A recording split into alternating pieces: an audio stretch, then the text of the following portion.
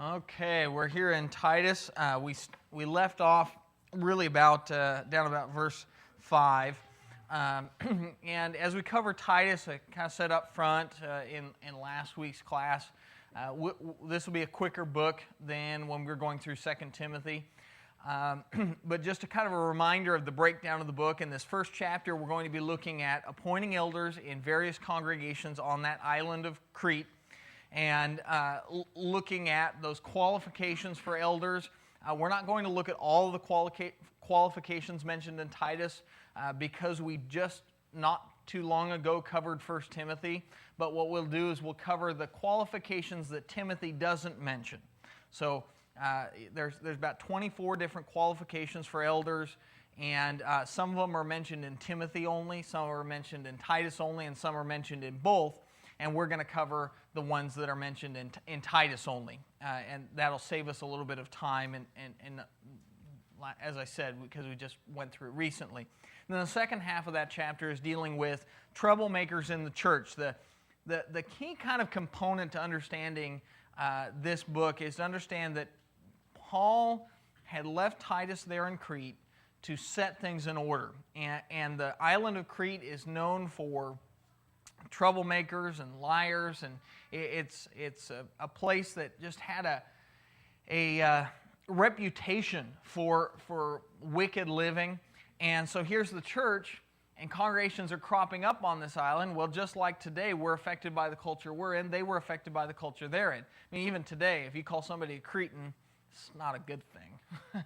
and that comes from the idea of Crete. Crete had a reputation for just piracy and lying and stealing and deception. And so he's going to deal with the troublemakers there in the church. Chapter 2, he's going to deal with the duties of various ages. We saw him deal with this with Timothy as well, but it's a big part of what makes a congregation work and run in a faithful manner is when the young and the old are both really doing what God intended them to do, and not only doing their individual jobs, but working together appropriately. He's going to deal with living in good faith, and then chapter 3, he'll just do various things regarding godly living, just a whole smattering of things from here and here and here and here that are not really related to each other, just very loosely. This is what godly living looks like. And all of this is for the purpose of taking congregations full of people that were steeped in a culture that was very ungodly and getting them to work together, getting them to be faithful to God, and setting all things in order. So as we move into Titus chapter 1, as I said, we'll pick up right here about verse 5. It says, "For this reason I left you in Crete, that you would set in order what remains, and appoint elders in every city as I directed you."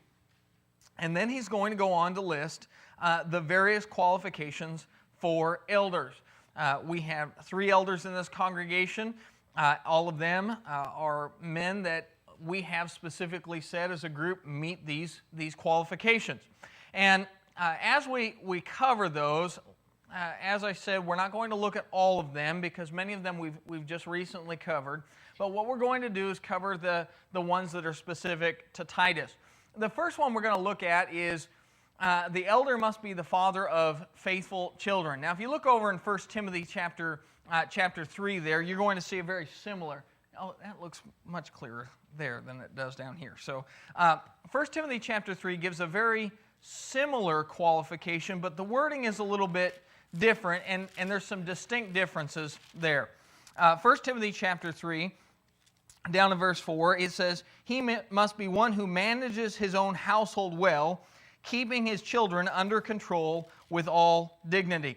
So the Timothy passage says he's got to manage his household, and his children must be under control in a dignified manner. So now if you just simply had that qualification, you'd say, well, he has to raise good kids. He has to raise them in a way that's dignified and shows that he manages his household well. But you'd really stop there. Titus takes it one step further, and down there in verse 6, Titus says he must have children who believe or children who are faithful.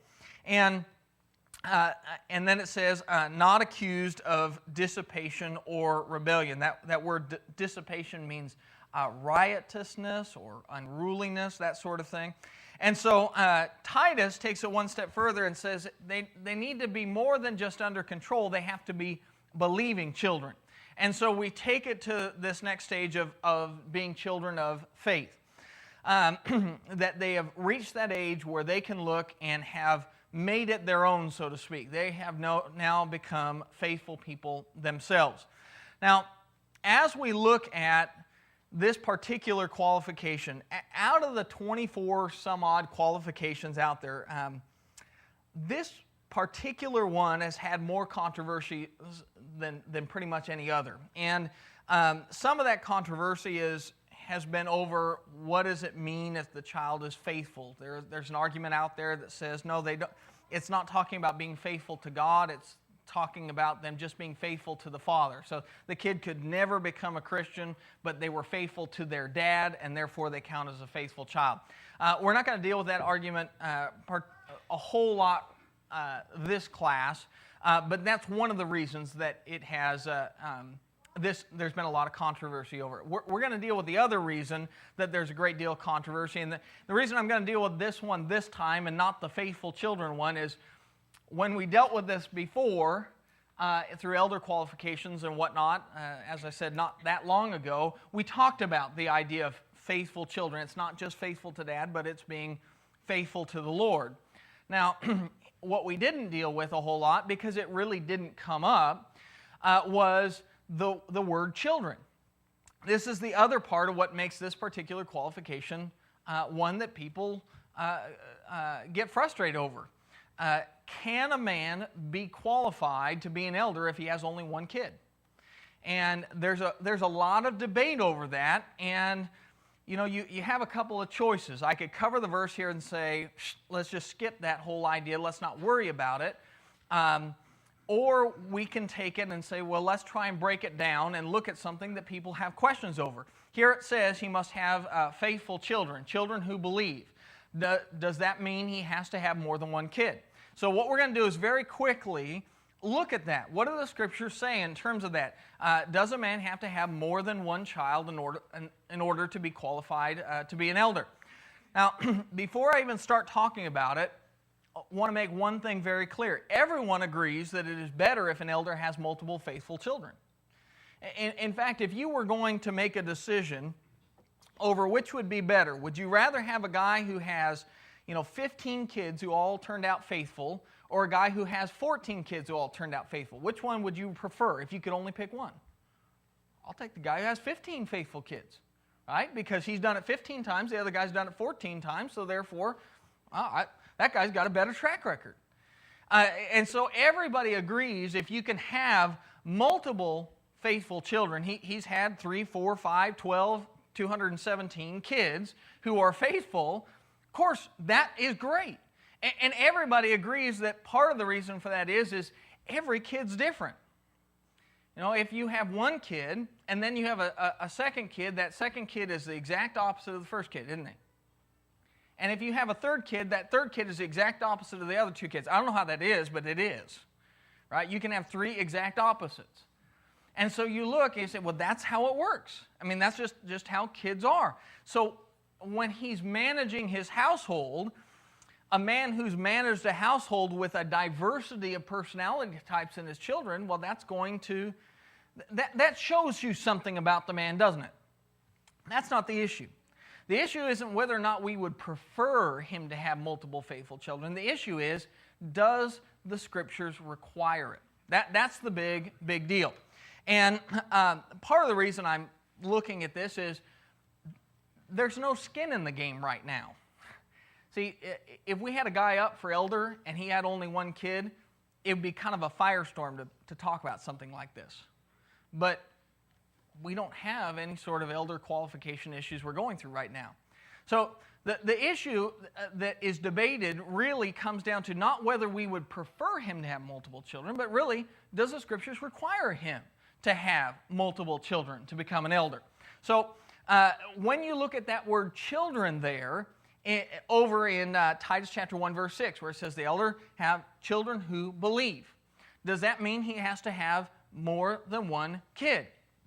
Now, here's the thing. The word children, and in fact any plural word, can be used in two ways. Anytime you're dealing with a plural word, you can use it in two ways. One is, it refers to a plurality, meaning more than one. And you say, there are cars out in the parking lot. Well, if I say there are cars out in the parking lot, what I mean is there's more than one car out in the parking lot. That's why we add that S on the end, right? It's referring to more than one. That's the most common, the regular way that we use the word plural when you teach a kid about plurals in basic English and writing. That's what you're talking about. It's more than one. But when you use a plural, there's also another way that you can do that. A plural can also be used in a way that's called a plural of class. Now, if I point out there and I say there's cars out in the parking lot, what I mean is there's more than one car. But if I tell you I like cars, am I referring to multiple cars, specific cars that I like? Or am I just saying cars as a class? Doesn't matter what the car is. It could be one car over there, and I'd like it. See, a plural can also be referred to as a class, just a group. You're describing a group. And in fact, the Bible uses class with the word children especially quite often.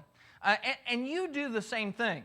You think about it, if you have somebody who has one kid, who's somebody who has one kid? See, it used to be me. I just used to use me as the example, but I don't have just one kid anymore. If you know somebody who has only one kid, and then somebody asked you, hey, does so-and-so have children? What would you say? You say, yes. Yes, they have children. They have one. See, in that sense, you're using the word children as simply a class, aren't you? Just a group, and talking about a particular topic. Now, your Bible does that multiple times with the word children. Genesis chapter 21, verse 7, here's Sarah. Now, you have Abraham and Sarah. How many children did Sarah have? What's one of the big things you know about Sarah? One kid. And in fact, most of the whole time you're ever hearing about Sarah is this woman who cannot have children. And then she has a child. She has Isaac. And in Genesis chapter 21, verse 7, she said, who would have said to Abraham that Sarah would nurse children? Now, she said this right after having Isaac. How many kids did she have? She had one. But she said, who would have ever said I'd nurse children? Now, would that have been a good time to correct Sarah and say, Sarah, you don't have children. You got one child. No, everybody knew what she meant, right? She told me, yeah, I was a woman who didn't have children, and now I do. Just like you'd say if somebody asked, hey, does that person over there, they have children? Yeah, they have children. They've got one. That was the case with Sarah.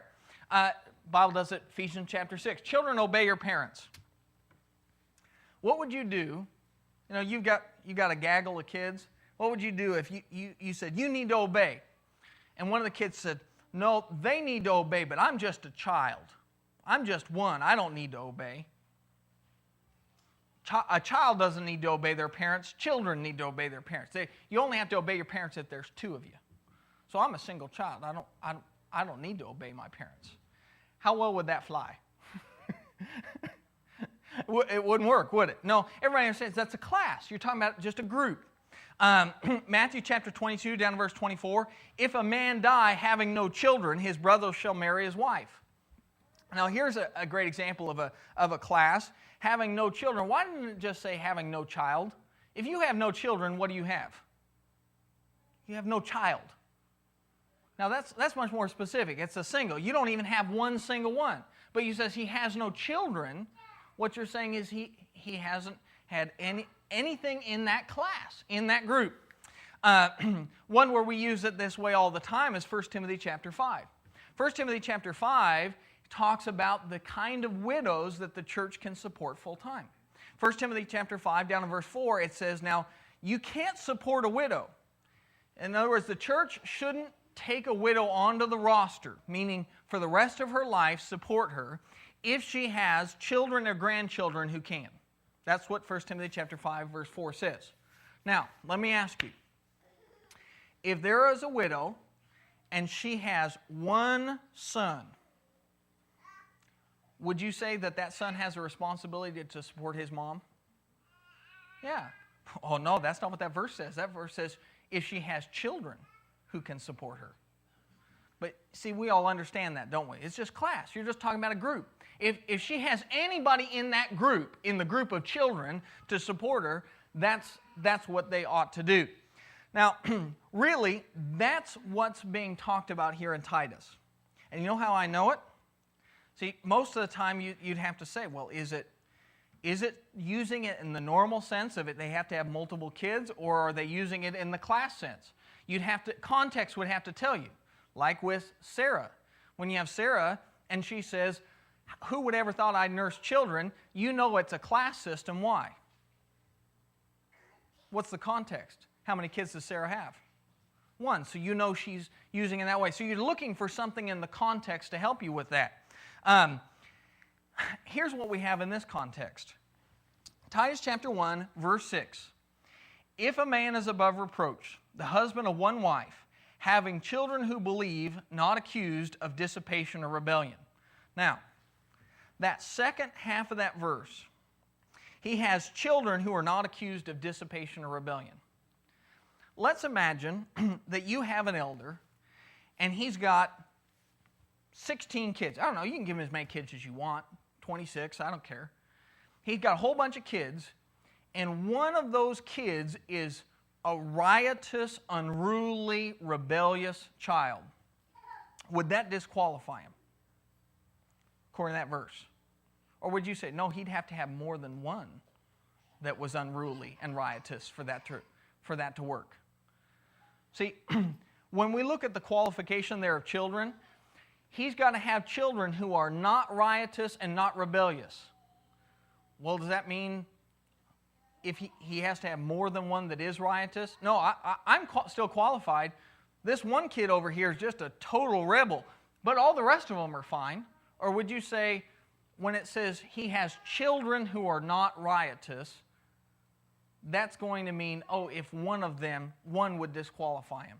See, to say that, say children has to mean more than one, we'd also have to say that second half of the case is the case too, that Paul is also telling Titus that a man is disqualified only if he has more than one child who's accused of dissipation or rebellion.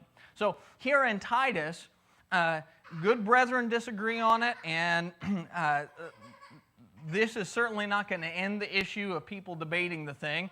But from the best knowledge I have of the Scriptures, you start putting it together, it looks, to me, I feel pretty confident saying that as much as I prefer a guy to have multiple faithful children, him to have more than one child to be an elder, it's not a requirement. That example there in Titus is talking about children as a class. He has to have kids. And he has to have managed those kids well. He has to have raised them with all dignity so that those kids, whatever amount he has, have turned out to be faithful people. Anybody have any comments or questions? Yeah. I'm not a Greek scholar, but we're using examples out of the English language to prove... Same Greek word. He meant in Greek. And I'm not a Greek scholar, so it sounds good and all, but I would just say that there are a lot of other well-learned Greek scholars who disagree with the points you made. For sure. And have counterpoints to each of them that says that's not true because of this. And it's not really necessary to go into a debate other than to say that there's a lot of good people who studied this very closely who disagree with all of those points. Totally agree with you 100%. And like I said, I don't think this ends the whole debate on it, but when you go over a text, you got to look at it, and this is one of the things we got to look at. And so as I look at it, is it a plural thing or is it a class thing? I feel pretty comfortable in saying I think it's a class thing. Do I prefer a guy to have more than one kid? No doubt about it. And I think you and I have talked about in the past, when you're talking about an elder, you don't want the guy to just barely make it, right? But like I said in the beginning, everyone agrees it's better if an elder has multiple faithful children, but I don't think the Scriptures require that. And like I said, there's other good men who disagree with me, and man, that's going to be the case my whole life. Anybody else have any? What is the main disagreement Mm-hmm. I know there's fellows in this congregation that have been elders in other places that have one Uh-huh. child. So what's the main argument on the other side of it? I mean, what is it?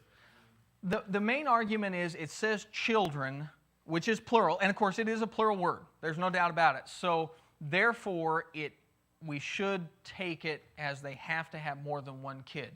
And really, the whole argument boils down to that.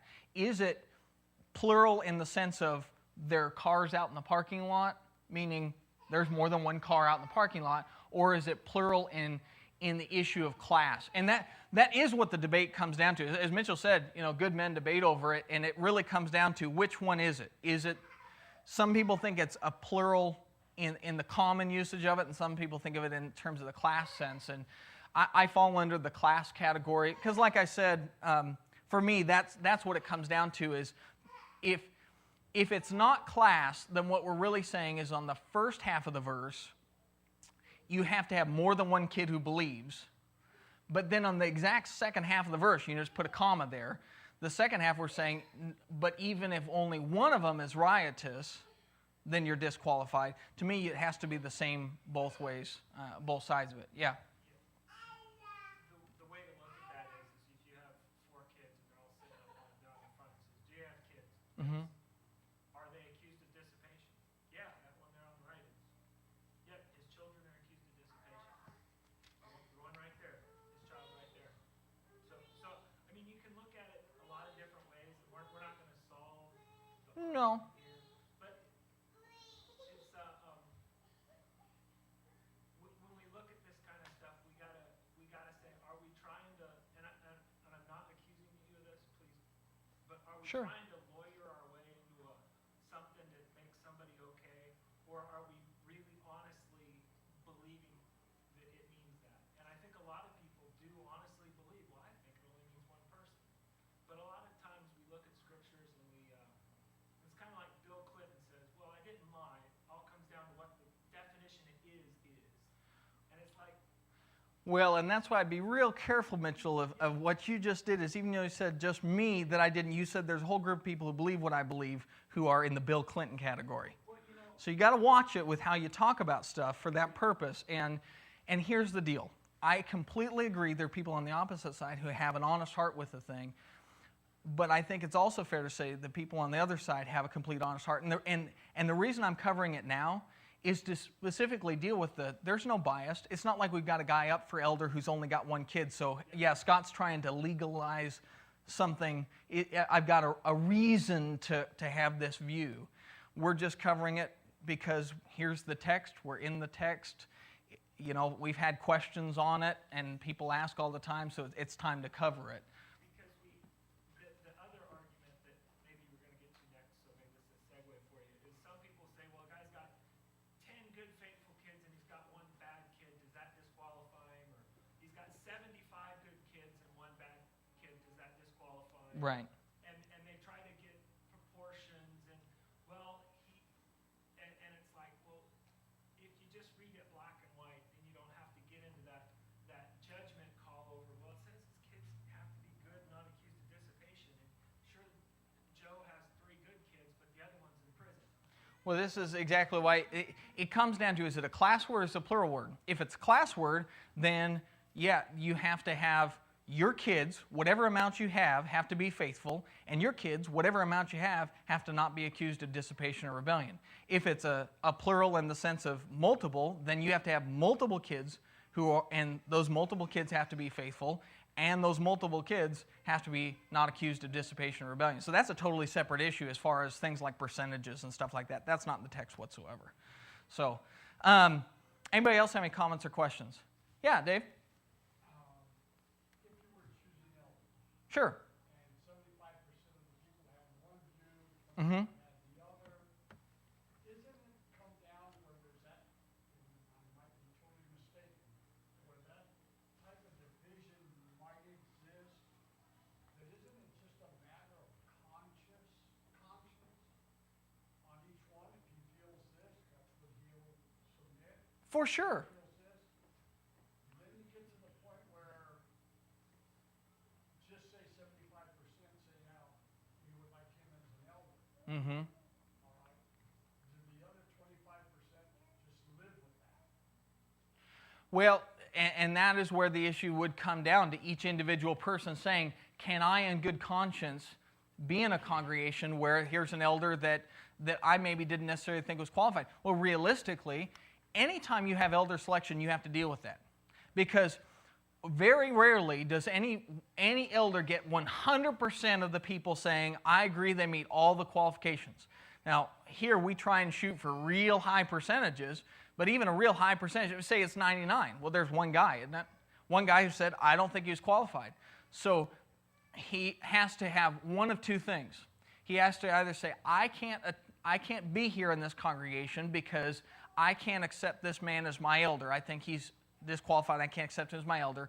Or he has to say, well, this is what the congregation believed on the subject, and I have good faith in the brethren that they're doing their best, and I can accept that. The same way as, you go back to Acts chapter 6 when they were picking those 7 guys. I can guarantee you there was an 8th guy that other people thought would have been a better fit than a Stephen or something like that. But at some point you say, well, pick from amongst yourselves, and the group makes the decision. So you're right. It would come down to conscience in that is on any of the elder qualifications. If a guy came up and you said, I don't think he's qualified in this, and then the guy ends up becoming an elder, well, what do you do at that point?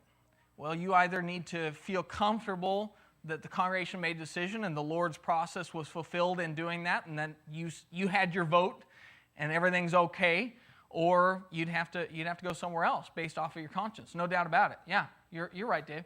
Anybody else have any comments or questions? Well, there's a lot of good men that have been up for, or even in that category, whether it's a deacon or an elder, and they've had problems with their kids and stepped down. Mm-hmm. So I think a good man that's in that situation, if it really bothers his conscience, and if there's a lot of people that don't like it, he probably wouldn't even be considered, or.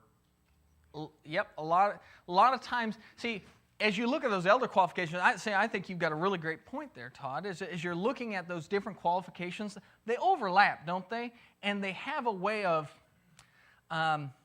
redundancy systems, right, Mitchell? Isn't that the word you'd use? Fail-safes and redundancies. That as you look at these different qualifications, if a guy has all of these characteristics, he's going to be looking at himself and examining, am I the right guy, and things like that. Because somebody's not campaigning to be. That's right. And if he is campaigning, you don't want him. So yeah, you're absolutely right. So yeah, I think you're absolutely correct, Todd. Anybody else have any comments or questions before we move forward? Okay, so now let's move on to the other qualifications. Next one, Titus 1, verse 7, it says, he must not be self-willed. Now, self-willed comes from the idea of self-driven, really is what it is I'm my own rudder sort of thing. I'm going to have it my way. I'm going to do things my way. An elder, one of the things that we see is an elder cannot lord it over the flock. 1 Peter chapter 5, verse 3 says that. He can't be a domineering type of person. A self-willed attitude and character can add an unnecessary amount of abrasiveness, and that sort of a trait can hinder instead of promote the good relationships that elders need to be having. Titus 1:7 also mentions he must not be soon angry. Of course, this kind of just makes sense. A guy that is quickly angered, overly passionate, would be kind of the politically correct way to put it. He's not the kind of person you want as an elder, because an elder is going to have all sorts of people issues coming their way. And you can imagine if you have every diverse type of person you can imagine that you're going to be dealing with, and you're the kind of person who just hits the roof real quick, you're not going to deal well with that. You've got to be patient. You've got to be even-keeled. And we'll look at a term, temperate, that goes right alongside with that. There's just too many combative matters, too many hot-button issues that come up in being an elder and counseling and watching over the flock and dealing with issues that it it is prohibitive for an elder to be the kind of person that's quickly angered. Titus 1 down verse 8, he says he must be a lover of good, and I have men and things there, because actually the Greek word is ambiguous. It could be men, it could be things, and really in truth, both are true, right? He's got to love good things, and he's got to love good people. An elder has got to be somebody who can appreciate and see the good in others. He's got to be able to do it, because the whole point of an elder is to shepherd the flock. And you think about it, here it is, you have a shepherd out there with sheep, and do sheep ever do dumb things? Yeah, all the time. And if he's the kind of person that all he sees is the worst in the sheep, and he doesn't appreciate the sheep, and he doesn't love them, how's he going to treat them? You know, he can only give them as much food as they need, just barely enough to keep them alive. When they're sick, he'll just say, toughen up, that's your problem, not mine. He's not going to have that love for people that he needs to have to really make a difference. So he's got to have an appreciation for good and the good in others, because you can't encourage what you can't recognize. If I cannot recognize good things, what is good and true and right, you know, Philippians 4:8 talks about meditating on all these lists of things of really wonderful things, that which is pure and lovely and of good report. If I can't be the kind of person that recognizes those positive things that the Lord would have us to meditate upon, I can't encourage others to do it. And so he must be somebody who truly loves that which is good. Not just he does that which is good, but he has a love for it. And there is a difference between the two. You know, I mow the lawn, but I don't love to mow the lawn. They are very, very different things. And so he has to have a love for truth and goodness and good people. You know, you can see it, and I see it in preachers a lot. And, when a preacher gets to a point where he no longer values the people in the congregation he's preaching for, you just mark it down, the guy's useless. Because how's he going to get in the pulpit if he thinks they're a whole bunch of scum sitting out in the pews? I mean, it's going to come across in his preaching, isn't it? I mean, you think about when you talk to somebody and you don't like them, it comes across in how you talk. You can't even hide it. And so with an elder especially, a watcher of the flock, one who's going to be giving an account to God for the souls that they watched over, they must love good people and love that which is good. Anybody else? Excuse me. Let me get some more charisma water.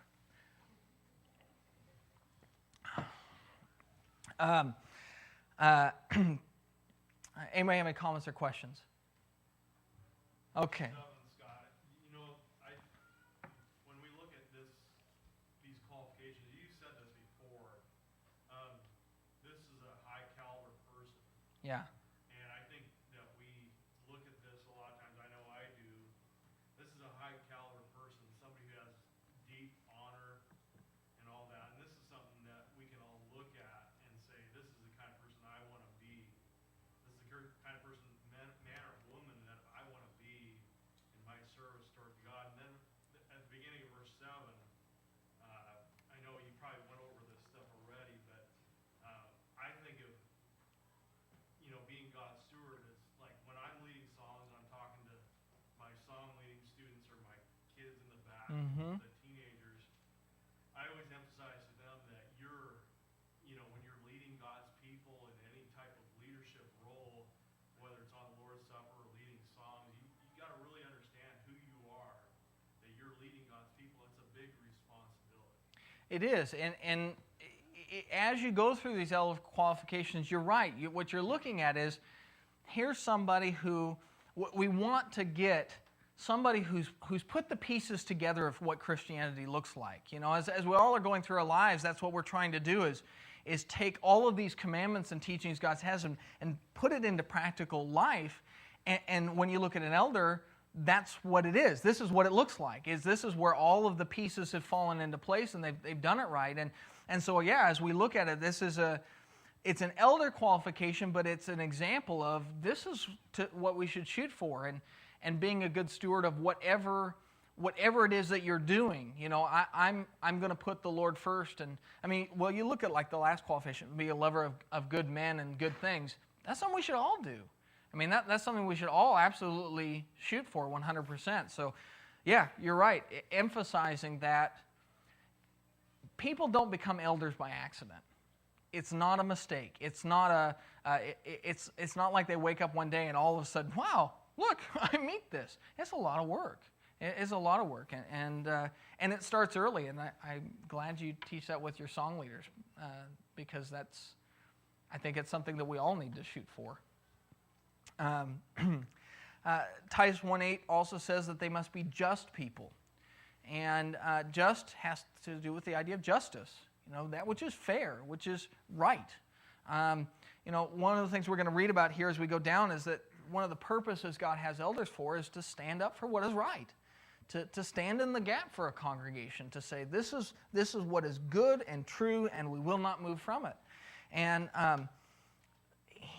an elder has to be an upright person and have an even-minded judgment toward all men, where they won't be biased towards their buddies or shirk from making a tough call. Equity, fairness.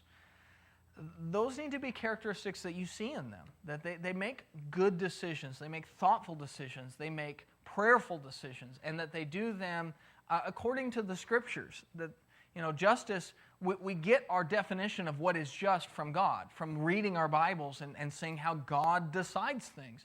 And so they've got to be men that do that. They ask the question, what does the Bible say? And then when they find the answer, they stand by it. And once again, that's something we should all be shooting for as well. Titus 1:8 also says that he must be holy.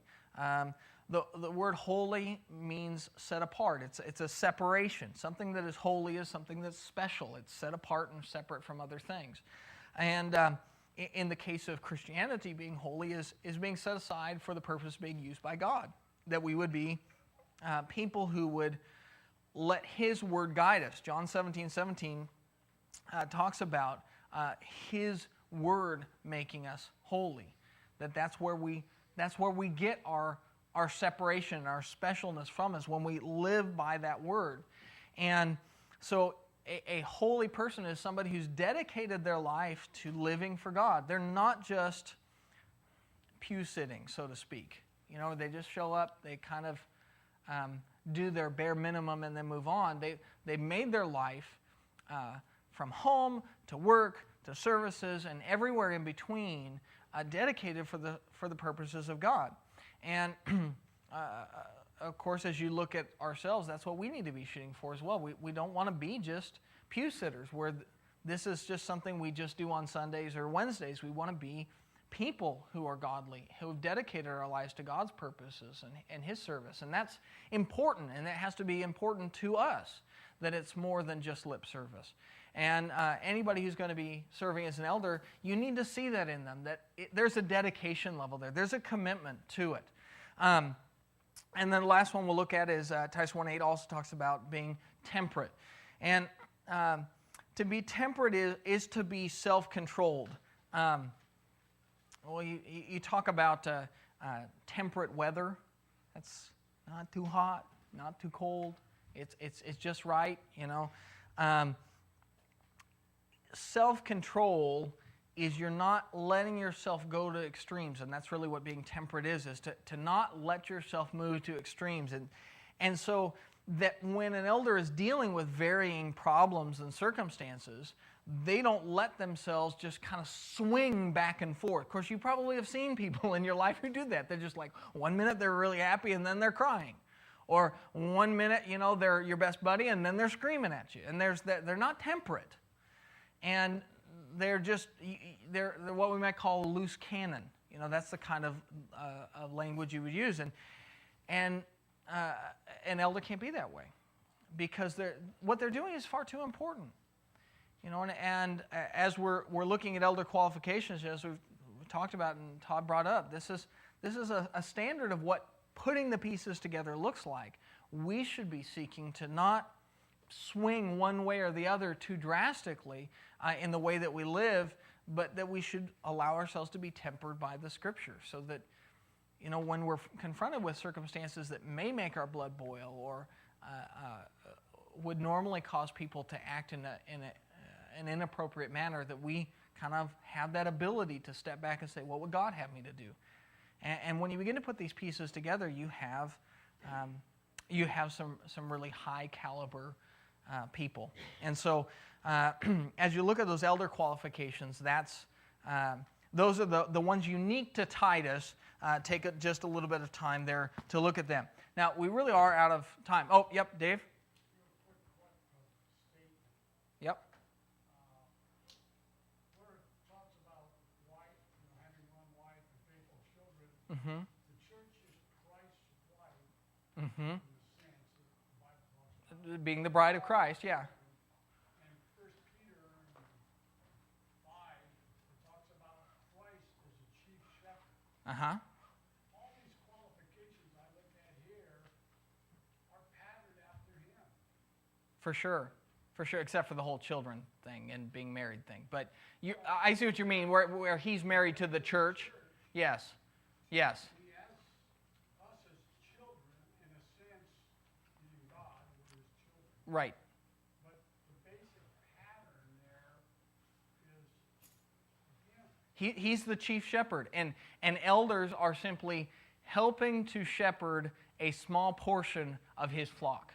And you're right. That's a very good comparison, because you're right. That's exactly what Peter says. He's the chief shepherd, and then the elder is simply a little shepherd in comparison to him. Anybody have any other comments or questions? Okay, then we'll pick up down in verse 12 next week.